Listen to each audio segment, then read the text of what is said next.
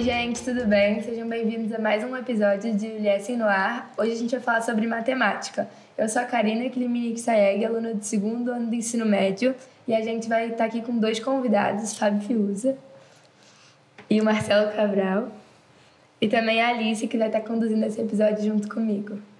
Muita gente tem esse bloqueio com a matemática e eu queria saber se vocês já pensaram sobre, se vocês têm alguma dica para esse bloqueio que muita gente tem. O que eu vejo, que eu percebo, né, quando nós vamos falar principalmente com alguns responsáveis, é aquela famosa frase: mas eu também era péssimo em matemática, eu entendo o que ele está passando, né?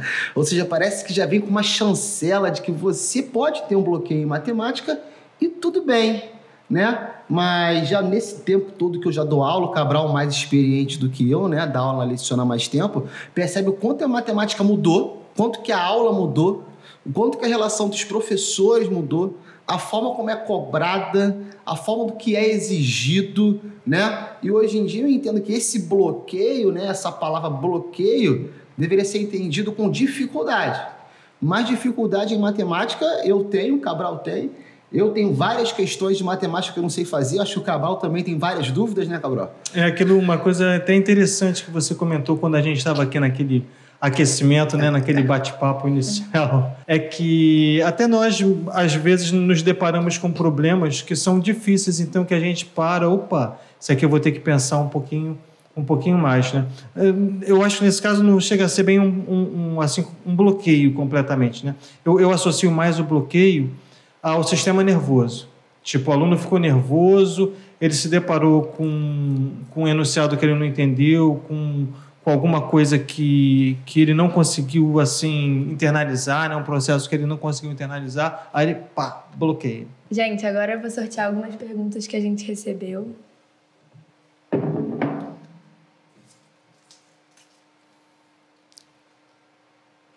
Como é possível interdisciplinar a matemática? Acredito que seja no colégio, numa prova. Pode ser. Você entendeu dessa forma? Na verdade, o colégio ele já faz isso já há algum tempo, né? A gente trabalha na matemática, né, junto com as outras disciplinas, né? No segundo ano, em comento, né, já que nós estamos trabalhando com o segundo ano, nós temos uma matéria que está com tudo que é estatística. Você não consegue fazer nada de relevância nesse mundo se não tiver um estatístico por trás, né? Para ver as possibilidades, ver as probabilidades, você entender como pode acontecer, de que forma pode acontecer, de que maneira que aquilo pode ou não trazer um evento certo, futuro. Ou seja, a geografia usa muito da matemática, né? O IBGE está aí, né? Então, eu acredito que a contextualização da matemática é para a vida. Sempre aconteceu. Quando era mais novo, era assim, né, Carol? A gente estudava a matemática, os cálculos, e depois problemas, né? Hoje em dia já vem há muito tempo essa parte de contextualização permeando aqui o... Porque essa compartimentalização da ciência, ela é uma coisa mais recente, né? Tipo, agora você tem um médico que ele é um pediatra, mas ele é um cirurgião pediatra, mas ele só faz cirurgia numa determinada área, então ele tem um campo de atuação muito específico, né? Porque esse lance da interdisciplinaridade, da transdisciplinaridade, é você ver a coisa como um todo, né? E aí você vê que naquelas situações você vai entrelaçando a matemática com tudo, na verdade, tudo é ciência, né? É o pensamento científico. Que por trás desse pensamento científico está o desejo do homem de fazer. Porque, olha só, o homem sonha. Aí o homem ele coloca no papel aquilo que ele sonhou, mas ele só colocou no papel porque ele sonhou. Teve um menino que nosso ex-aluno foi para Israel, eu falei assim: você vai levar a água para o Mar Morto. Aí ele riu assim: mas você vai levar pelo ar, invisível. Aí, é possível? Né? Tem que tentar, né? Tem que sonhar. Sim. Se vai ser possível, vai ser a materialização do sonho, não é verdade? Verdade. Perfeito. Se a fórmula de Bhaskara é uma fórmula fácil de gravar, o que seria uma fórmula difícil? Por que a fórmula de Bhaskara é fácil de gravar? Por que você acha que ninguém se esquece? Porque a gente usa muito em várias épocas da nossa vida. Porque a gente usa muito. Derivada de uma função logaritmo é difícil de gravar. Meu Deus do céu. E são uma lista gigantesca. Derivadas das funções trigonométricas. Implícitas por partes, enfim, tem bastante, mas eu acho que o que faz uma questão ser difícil ou não de gravar é a quantidade de vezes que você a utiliza. E você, como bem falou, como a gente utiliza bastante a equação do segundo grau, cara, todo mundo se lembra da equação do segundo grau, não tem como. Mas pode fazer por soma e produto. É uma luta para eles fazerem por soma e produto, né? Matemática é decoreba de fórmulas? Não, definitivamente não. A gente até coloca as fórmulas na prova hoje em dia, porque o aluno tem que saber usar a fórmula. Não vai servir de nada. Já se achou antigamente, né, que a matemática era um conjunto, né, finito de repetições, de algoritmos, mas hoje em dia o raciocínio que está por trás dela é muito mais importante. E nós, na correção de prova, também levamos muito mais em consideração o raciocínio do que a mera aplicação de mas eu apliquei a fórmula. Tá, mas qual foi o raciocínio? Você ganhou o que com isso? Né? Decoreba era na época da tabuada. Meu professor via com uma bola assim de papel, aí ele jogava, tipo, ele escolhia aleatoriamente, jogava e perguntava 7 vezes 8. Aí você tinha que agarrar a bola e falar rápido. 56. Se você errasse, mãozinha, pá, palmada. Esse professor do Cabral era fácil, palmatória, tabuada com bolinha. Tabuada com bolinha. Bom, mas aprendeu Outros tempos. Você falou que essa relação com o professor e com o aluno também, né, eu acho que ajuda no andamental. Como é que você acha que isso pode afetar no entendimento da matemática? Sim, né? Eu acredito, assim como o Cabral e grandes professores, né, entendem que a afetividade é um aspecto importantíssimo para o aprendizado, né? É mais fácil você ouvir a pessoa que você gosta, a pessoa que você não tem medo de perguntar, a pessoa que você tem uma confiança, né? Que antigamente, né, na minha época, nós éramos alunos, né? Você perguntava para o professor, meu Deus do céu, você tinha que ser muito corajoso. Estou mentindo, Cabral? Qualquer relação é assim, né? Quando você se depara com uma relação que é legal, que é amistosa, você já automaticamente tira aquela barreira, né? Aquela barreira sai, né? O Fius até que está mais próximo de vocês, é um garotão, ele pode falar mais assim sobre isso, né? Porque fica uma coisa mais natural, né? Sim, é verdade. Eu falo para eles que eu sei um pouco mais do que matemática, né, do que eles, e estou realmente ali para ajudar, né? Antigamente, uma prática que o colégio hoje condena bastante, trabalha muito contra, que é o bullying, né? Os próprios professores faziam bullying com a gente, às vezes, né? Meu Deus, como é que você não conseguiu entender isso? Você é um animal, não sei o quê. Isso era muito comum, né? Então, hoje em dia, a gente consegue entender isso de uma maneira diferente, a gente praticamente se humilha para os alunos. Gente, ninguém entendeu. Eu até falo brincando, não, então eu sou o melhor professor do mundo, mas ninguém entendeu isso, né? Então a gente estimula, né, a perguntar, a gente estimula que os alunos estejam próximos, que não se sintam milindrados, né? Eu acho que isso é bastante importante. Que eles participem, né? Porque eles participando, você está se abrindo, né? Você está vencendo, às vezes, seus próprios medos, os próprios, assim, obstáculos que às vezes você coloca para você mesmo. Não necessariamente só na matemática, né? Mas que às vezes você coloca nas relações. E aí quando você vê que uma relação ela é cordial, ela é alegre, ela é suave, você já vai ganhando confiança e aí, né, você já vai tirando aquela barreira que às vezes você poderia imaginar que existe entre você e o professor, dizer assim, e aí você já vai perguntando, dizendo, olha, eu não entendi.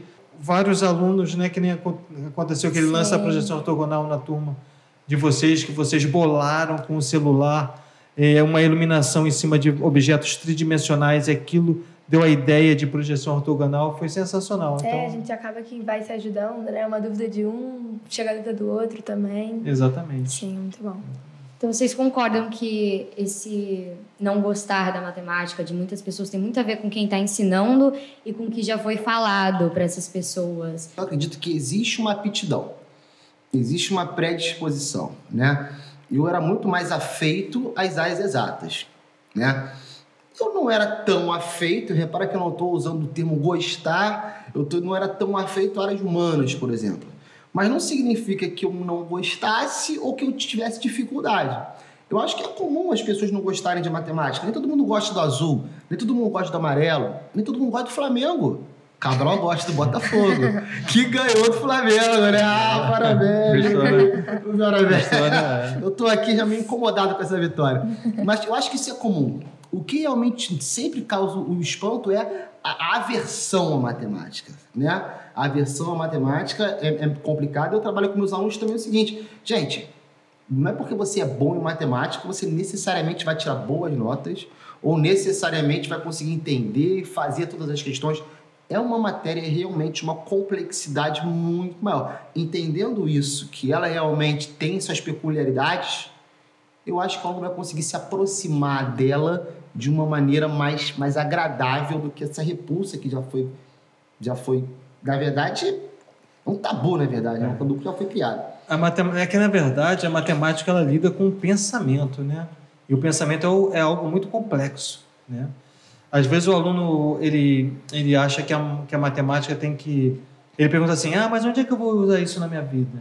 E tem uma parte da matemática que é pura abstração. Sim. Que você sabe que você está brincando ali com uma coisa que você nunca vai usar na sua vida, né? Algumas questões, tipo o infinito. O que é o infinito? Quer dizer, uma coisa que só existe no conceito, é uma coisa abstrata. Então você começa a entrar, né? Como se você abrisse aqui uma portinha na sua cabeça e você entrasse, fosse lá dentro. E isso é complicado. Tenho uma curiosidade de saber por que o Cabral nos honrou sendo um professor tão brilhante que é. E como é que vai ficar minha curiosidade, Cabral? Rapaz. Na verdade, a minha vida profissional ela deu uma volta imensa, né? Mas sempre dando minhas aulinhas de matemática, porque logo cedo eu comecei a trabalhar no Banco do Brasil. E aí fiz toda uma carreira no Banco do Brasil, onde eu fui naquela época o Banco do Brasil era o Banco do Brasil. Hoje em dia não, hoje em dia coitado dos bancários do Banco do Brasil, mas naquela época o Banco do Brasil era o Banco do Brasil. Chegou a época boa. E aí eu fui lá no Banco do Brasil, fui trabalhar com a parte de informática, então eu estava ligado à matemática, porque eu trabalhava com informática que tem muito a ver com a matemática. E aí, pronto, eu nunca deixei de dar aula, sabe? Mesmo no Banco do Brasil, eu dava minhas aulinhas de matemática e eu falei, um dia eu vou ser só professor de matemática, quer saber? Aí pronto. Aí foi assim, resolvi. Boa. E você, Fiuza? Bom, na verdade, eu tinha vontade de ser militar. Né? Queria ser militar e vocês... É mesmo, assim, tipo exército? Tentei SpaceX. Legal. Aí, como vocês bem sabem, para entrar na carreira militar, você tem que ser bom em matemática. Né? E aí... Antes disso, eu não fiz um bom ensino médio. Por que eu não fiz um bom ensino médio? Porque eu fiz um ensino médio técnico. Eu sou técnico em contabilidade, né? E você não vê com a mesma profundidade todas as outras matérias, né? Eu não gostei muito de contabilidade, eu gosto de gente, eu gosto de falar, né? E tudo que o contador não faz é estar no meio de uma galera, assim, né? Precisa de ter muita concentração e estar realmente focado nos trabalhos dele.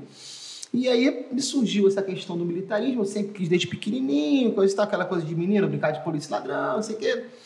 Eu comecei a estudar para ser militar. Aí lá, por ter que ser bom em matemática, você se dedica muito mais, você é exigido, então você retorna mediante aquilo que você é exigido, né? Por isso que eu falo para os nossos alunos aqui, né? Quando eles acham que a prova está difícil, é porque eles têm que dar o retorno mediante aquilo que eles são exigidos. Então nós temos que exigir mais, nós temos que dar provas interessantes, cobrar mais, sabendo que a gente dá aquilo na sala de aula, né? Então nós temos que... nós não podemos passar a mão na cabeça deles, porque nós sabemos que eles podem, né, trazer de frutos pra gente. Eu estudei muito, Cabral, eu estudei muito e eu comecei a gostar de matemática. Aí no primeiro ano eu passei na especialidade, eu errei em matemática, gabaritei em matemática, física e química, mandei bem e fiquei em história. Aí no outro ano eu falei, malandro que sou, vou estudar história, né? Aí de novo, gabaritei em matemática, física e química e geografia. Eu falei, cara, isso não é pra mim não, cara, eu vou tentar fazer outra coisa. Só que nesse primeiro ano, na primeira vez eu tinha passado para matemática no fundão, eu passei em terceiro lugar. Eu passei em terceiro lugar pro fundão, aí eu fiz o curso junto com a faculdade. Eu fazia a faculdade de manhã e o curso à tarde. Legal. E de noite nós íamos para a sala de dúvida, né? E lá eu comecei a tirar dúvida da galera. Dúvida. E aí o pessoal começava a me procurar para tirar dúvida antes mesmo dos monitores. O pessoal falava que eu explicava bem, não sei se o Cabral acredita, mas eu acho que você pode formar bons médicos, formar bons engenheiros, mas acho que professor, eu acho que é uma profissão que te escolhe, Eu acho que é diferente, eu acho que ela tem que gostar, o cara tem que gostar de criança, o cara tem que estar disposto a se doar, a querer, tem que estar feliz com a vitória do outro, tem que ter o brilho no olho quando o aluno que nunca entendeu nada, tinha uma dificuldade absurda, fica feliz. Sabe, eu acho que isso aí não se faz com nenhuma faculdade. E eu tinha isso com meus amigos. Eu não achava que eles eram concorrentes meus. Não, eu ficava feliz.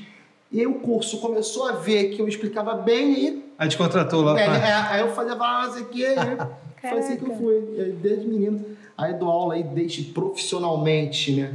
Não, profissionalmente não, mas desde a categoria de base, dou aula desde os 17 anos, que eu botei monitoria, né? E aí já... Caraca. A história foi essa. E eu tô aí nessa brincadeira até hoje. Legal, hein? Como é que vocês acham que a vida na escola entra, tipo assim, na vida pessoal de vocês? Talvez só um trabalho que vocês tenham que preparar, corrigir prova, assim. Como é que isso invade a vida pessoal de vocês? Na verdade, eu acho que qualquer que seja assim, o profissional dedicado, né, é difícil ele separar... eu tenho a minha vida pessoal, eu tenho a minha vida profissional, como se fossem coisas assim estanques, né? Vê o caso de um médico, por exemplo. De repente, no churrasco de família, toca lá o telefone, ele tem que sair para fazer uma cirurgia, uma coisa assim, né? Sim. Eu acho que o professor, não sei, eu falo isso para eles, Cabral, me corrija se estiver errado, eu acho que ele é a última profissão onde os professores, né, aqueles que prestam serviço, vão estar verdadeiramente, de corpo e alma, preocupado com a essência e formação deles, né? Porque a nossa preocupação ali não é apenas deles aprenderem ou não a matemática, né? É da formação como indivíduo, de querer o bem, de torcer, de ficar feliz. Eu acho que isso, na minha cabeça, eu entendo que transcende mais do que os outros, sim, né? Por mais que, de repente, um médico, né, não consiga, sei lá, tratar um paciente, ou então ele foi para casa triste porque perdeu algum paciente ou outro... Eu acho que a quantidade de vezes que isso acontece com a gente é muito maior, porque nós nos preocupamos com todos os alunos, né? E a felicidade deles quando eles passam no vestibular, quando eles acertam uma prova, quando eles vencem as dificuldades, se formam para a vida adulta, né? Porque muitas pessoas perguntam, Fios, onde é que eu vou usar a matemática no meu dia a dia? Eu falo, você pode não utilizar a matemática, mas a aplicação dela está em todo o seu redor, né? Se nós estamos aqui falando, tudo está acontecendo aqui, é porque uma galera trabalhou pesado em matemática, né? E todos os frutos que nós vamos colher do raciocínio que o Cabral abstrato bem falou, é para a nossa vida. Encaixar a ideia, raciocinar de forma a concatenar raciocínios. Fazer comparações, fazer análise a todo momento na vida. Lidar com situação adversa, trabalhar a tempo. Saber se colocar num ambiente assim, geométrico espacial, que é a vida, né? A vida é um grande ambiente geométrico espacial, né? Criar estratégia. Exato, criar estratégia, exatamente. Ou seja, são coisas que você usa no seu dia a dia, né? Agora, voltando um pouco à sua pergunta, mas olhando menos para a área de relacionamento, mas mais para a área assim, do profissional, também você tem uma coisa que a Fiuza falou no início, a matemática, tudo vai mudando muito, a abordagem dos problemas vai mudando, então você tem sempre aquela necessidade de estar se reinventando, se retroalimentando todo dia, entendeu? Então, você tem sempre que estar fazendo pesquisa, né, para ver novas abordagens, o mesmo assunto, mas com novas abordagens, novas palavras. No outro dia, lá em Botafogo, era dia temático. Eles estavam vestidos de década de 90. Eu falei assim para eles, então vamos fazer uma coisa. Já que aqui está todo mundo vestido hoje de década de 90, vamos fazer uma aula da década de 90? Aí eles falaram, como, professor? Na década de 90 não existia computador, não existia celular. Aí eles guardaram o celular. Eu falei assim, não existia computador. Na década de 90 estavam começando os computadores, né? Aí todo mundo, então não existe a palavra, ninguém pode falar a palavra computador, porque não vai ter sentido, não existe. E aí nós começamos a contextualizar com várias coisas que aí eles perguntaram, e aí, professor, como é que o aluno não ficava vendo o celular? O que acontecia? Ele via Jornal dos Esportes. Rapaz, você pode guardar o Jornal dos Esportes? Capa rosa, não era, Cabral? O cor-de-rosa. Então era, entendeu? Então você tem que contextualizar né? Uma prova de que as coisas estão em constante mudança, né? Em transformação. Acho que como todas as profissões, né? Tudo vai evoluindo. O mundo vai em constante transformação, cada segundo, né? E vocês comentaram sobre a história de vocês com matemática, quais são os sentimentos de vocês ao dar aula, ao lidar com as pessoas. Eu fiquei curiosa, como é que foi no início para vocês, bem no inicinho? Como é que vocês se acostumaram com essa rotina?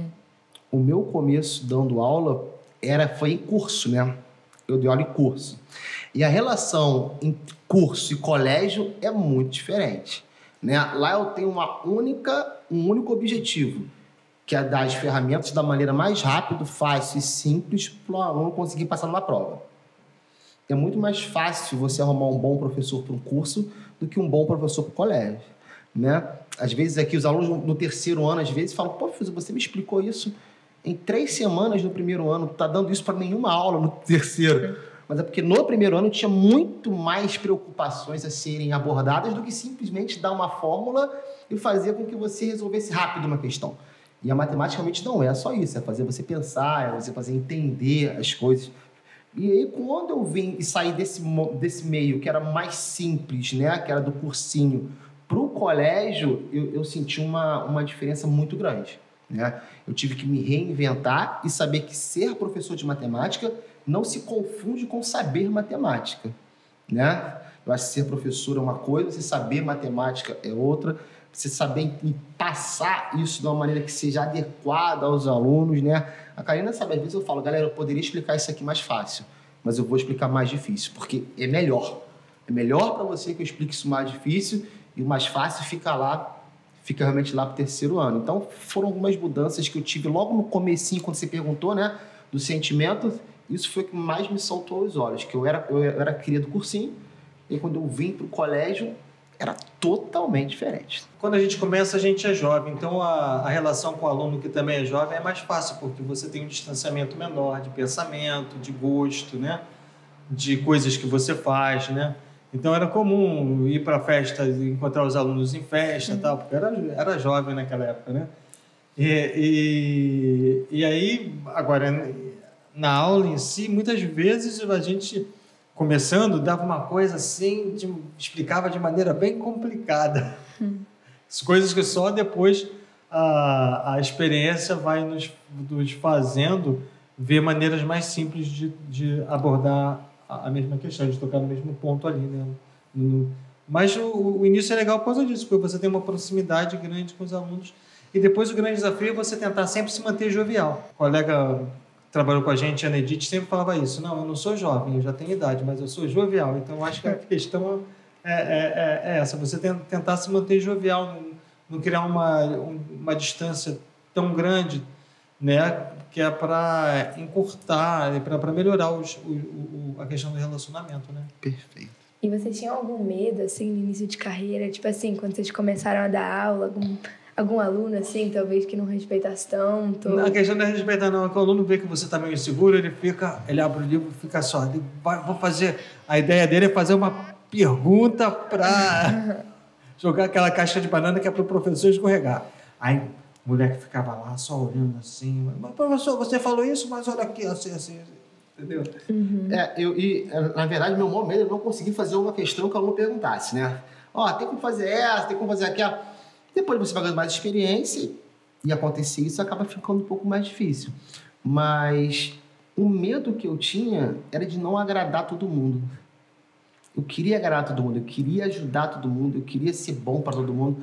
E depois, quando você entende que isso não vai acontecer, né, que não existe uma pessoa que consiga agradar todo mundo, que você tem que dar o seu melhor. Né? E quando eu chego e falo de aula, eu falo, cara, eu sou o melhor professor que eu posso ser. Eu não sou o melhor professor do Cabral, não sou o melhor professor do que o Leandro, mas eu sou o melhor professor que eu posso ser. Porque se eu achar que eu posso melhorar em alguma coisa, eu vou lá e melhoro. Se eu não mudei nada, é porque eu acho que eu sou o melhor.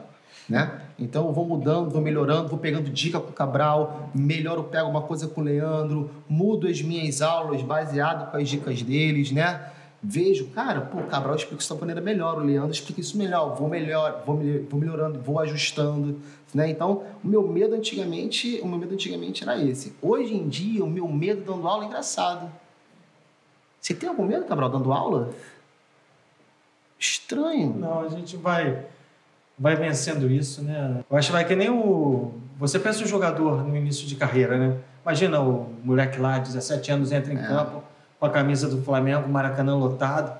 O moleque dá um toquinho errado, aquele 300 mil pessoas. Depois eu acho que você fica cascudo, né? Você nem presta mais atenção na torcida, mas não é que a gente não preste mais atenção nos alunos. Não.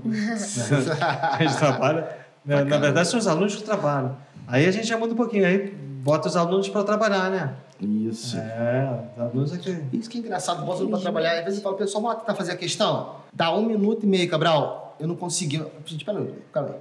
Isso é uma questão de vestibular, difícil. As pessoas demoram 3, 4, 5 minutos.